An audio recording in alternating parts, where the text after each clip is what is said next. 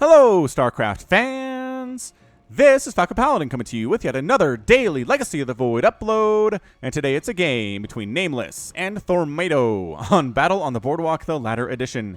In the top left-hand corner of the map, it is the red Terran player, his name is Nameless. And in the top right-hand corner, it is the blue Protoss player, Thormato. Or Thormato, possibly. I'm going to go with Thormato. Alright, so this is Into the Void, our weekly examination of Bronze and Silver League level replays sent to me at falconpaladin@gmail.com with the subject of Into the Void. Send them all to my screeners. The best ones are chosen, and that is what gets cast on the channel. So, let's see how this is going to work out here today. Nameless, walling off, something you don't necessarily have to do against Protoss, but considering the fact that they have adepts that can slip through anything except for buildings, this is not a bad thing to do. If you're playing against a Protoss player, walling off at this level is generally very, very safe. Double refinery here from Nameless. He's got some plans, and a double assimilator opening from Thormato too.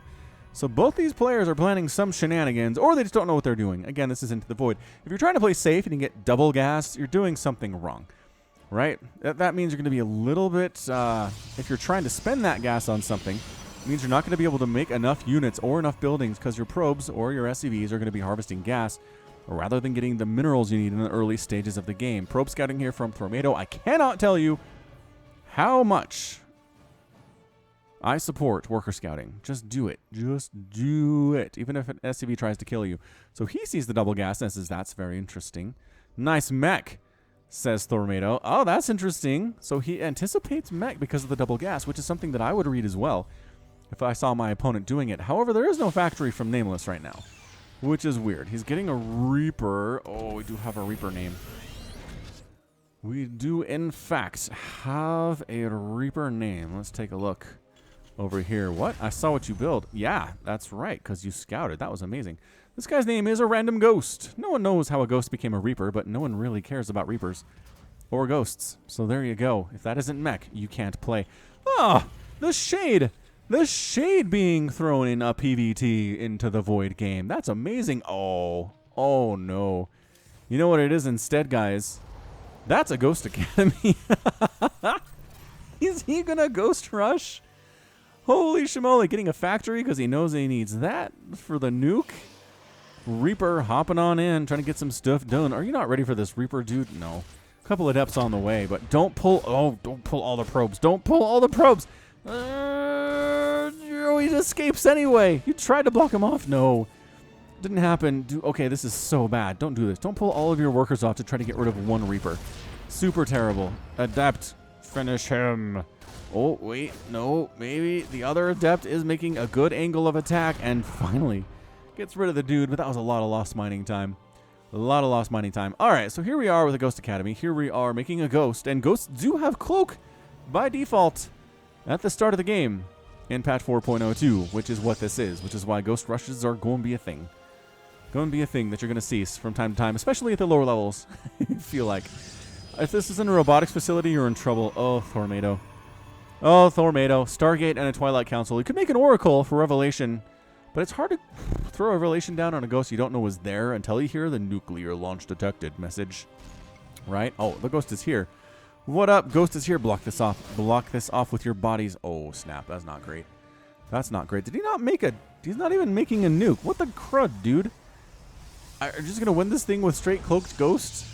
He is making a robotics facility now, so that's good news. But, man, what you should have done is made a nuke and then snuck the ghost in and then nukes right here. Would have been great. But now, unfortunately, the element of surprise is gone, making additional Marauders and Marines.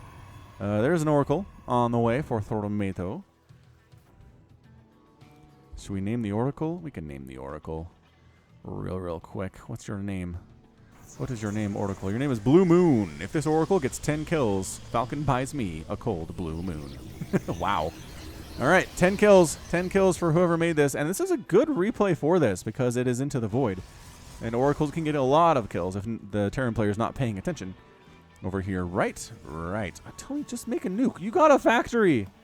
You got a factory. Make a single nuke. Oh, Nameless, you're teasing me so hard with this thing. Come on. You can do it. Both players are expanding at about the 5-minute mark, which is late, but that's okay. It's Into the Void.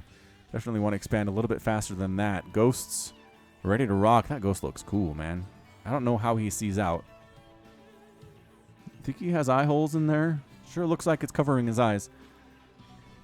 Sure does. Combat shield on the way here from Nameless and Oracle. Okay, Oracle, it's time to go. Time to get your 10 kills for this dude. I don't know who it was, but they're going to be very excited if this works out. Oh, the Marines responded, and the Cyclone too? What? Oh, how many are you going to get? One? One kill's not good. All right, sorry, Blue Moon. Wow, reaction time from Nameless was great. That was super amazing. All right, Protoss player has a handful of adepts and a bunch of buildings he's not making anything with at all. Starting to float a ton of money.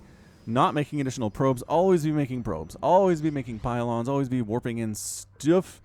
And against the Terran player, yes, mass adepts can work out if you have some Phoenix as well, but you really want to get up to that splash damage type stuff. You want to start getting disruptors. You want to start getting Colossus.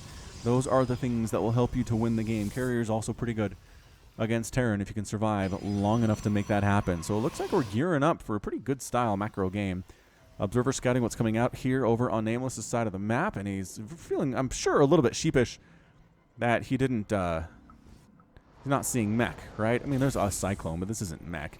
This is mostly Marines, 3 Marauders. He sees this coming. I mean, he scouted that to a T. He doesn't need stuff to defend with. Thormato, what are you doing? No! Ooh, that's the sound the Observer makes when it goes into Observer mode. That's cool. Oh, it's a slow warping too because this pylon isn't touching the Nexus. I don't know that really matters right now. Templar Archives on the way. So he could make some High Templar, get some Archons out, but he needs to do that like now.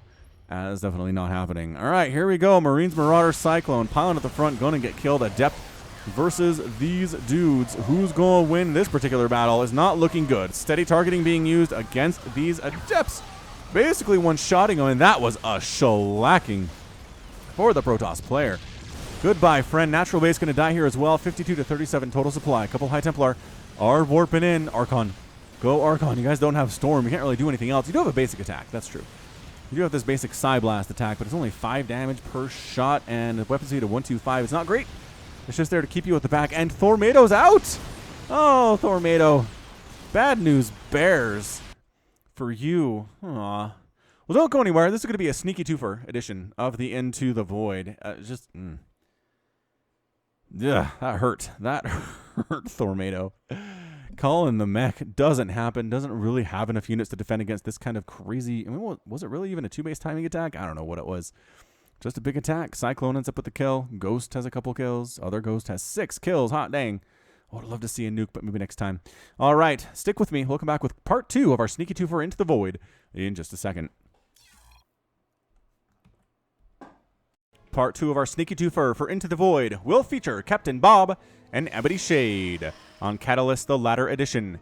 In the top left-hand corner of the map, we have the red Protoss player. His name is Captain Bob.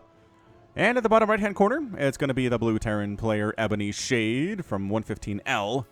Don't know exactly what that means, but that's quite all right. We already watched the early game of Into the Void. It's going to speed this one up just a little bit here. We're going to note the SCV Scout from Ebony Shade, a reverse of what we saw in game number 1 where the probe scouted. But that's going to be just fine. Shouldn't cause us any problems at all. There's your gateway. There's your barracks. There's your second barracks from Ebony Shade here. He's got the 1 gas and the 2 barracks. And by 1 gas, he means, I mean, he doesn't even have a gas yet, which seems like a bit of an obstacle, but I think we can roll with it. Yeah, double gateway opening from Captain Bob, too.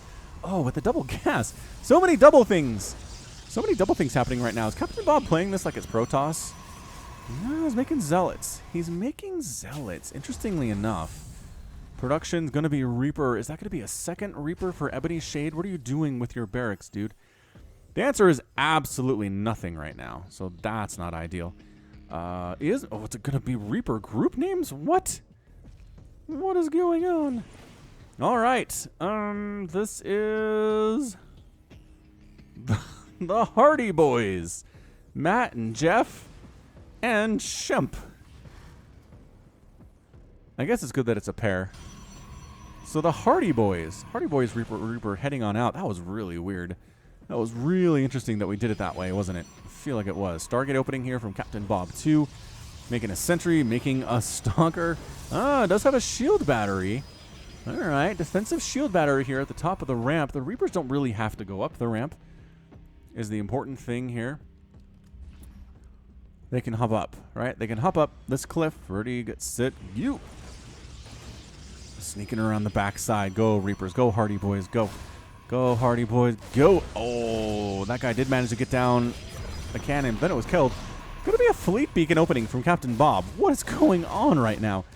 I don't know. Either way, one of the Reapers goes down. No, Joe.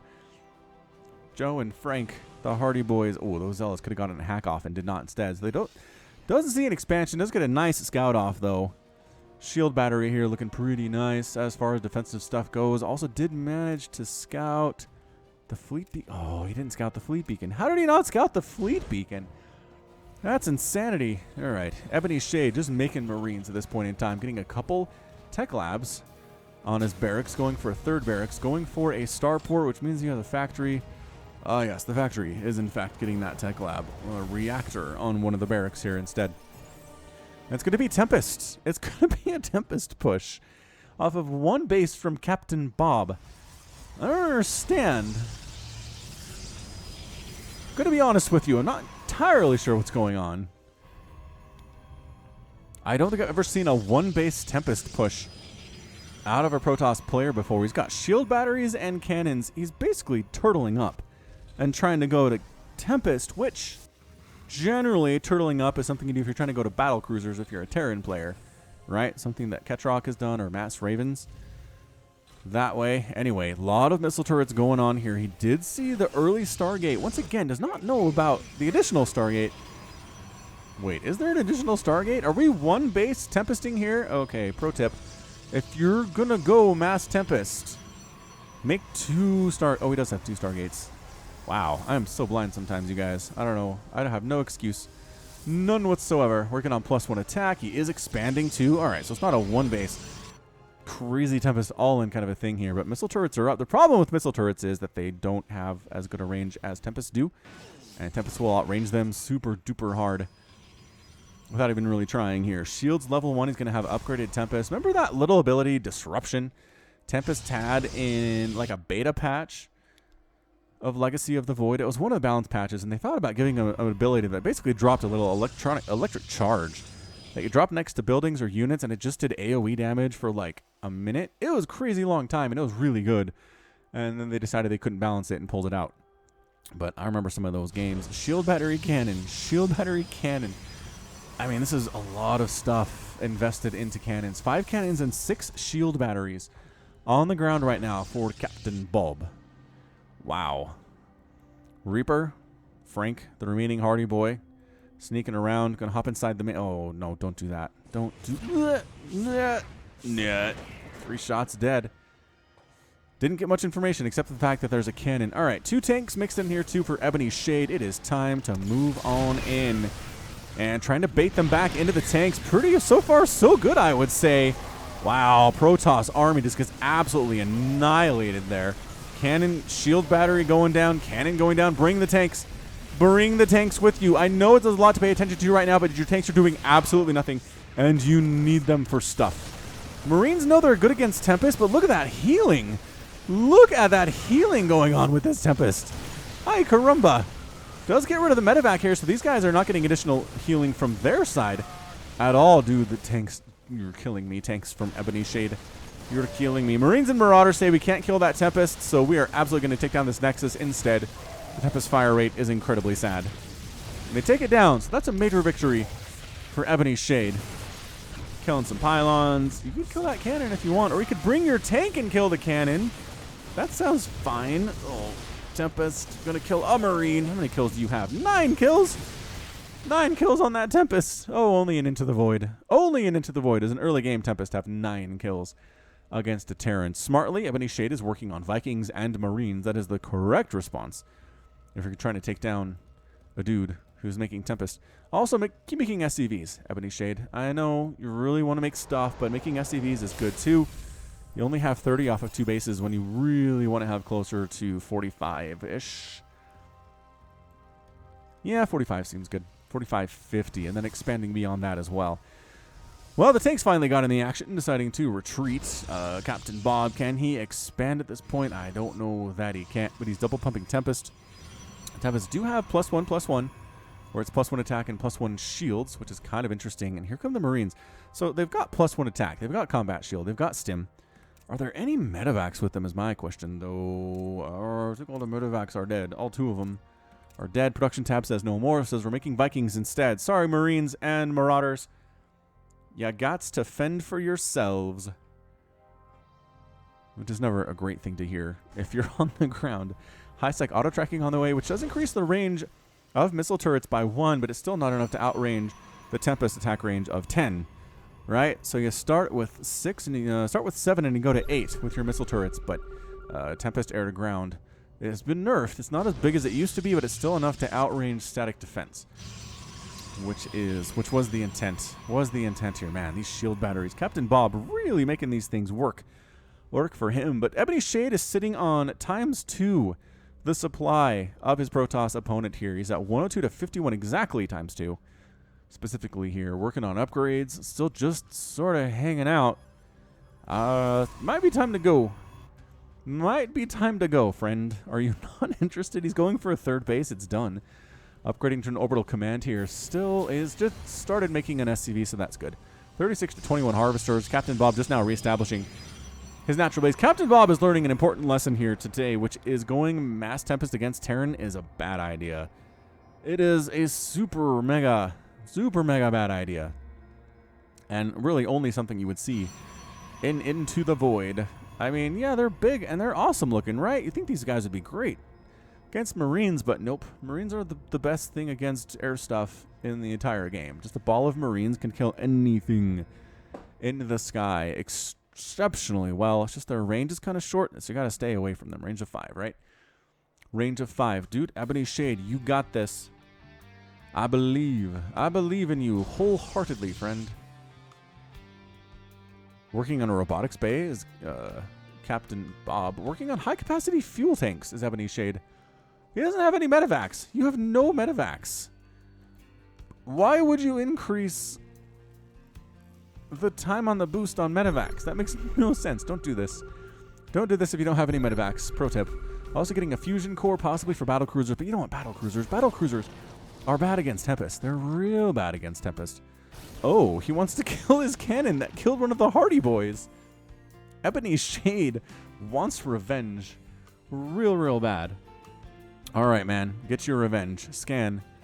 He's got sensor towers placed clear across the map. He basically has Captain Bob penned in here, which is hilarious. Oh, a disruptor. Ooh, not a battlecruiser. Dude, I mean, I love battlecruisers as much as the next guy, but here's the thing. Look, Tempest, air attack.